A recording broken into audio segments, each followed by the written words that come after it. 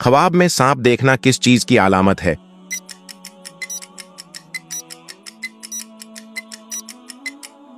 दुश्मनी या खतरा। दूसरा सवाल, ख्वाब में घोड़ा देखना क्या मतलब रखता है?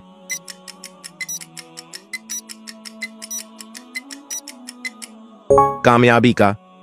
तीसरा सवाल, ख्वाब में कुत्ता देखना क्या जाहिर करता है?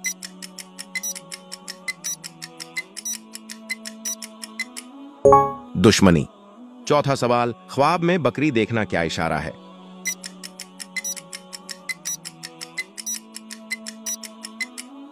रोजी। पांचवा सवाल, ख्वाब में शेर देखना किस बात की अलामत है?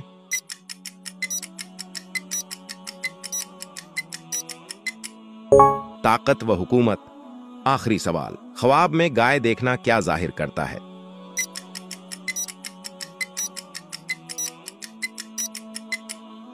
बरकत व खुशहाली।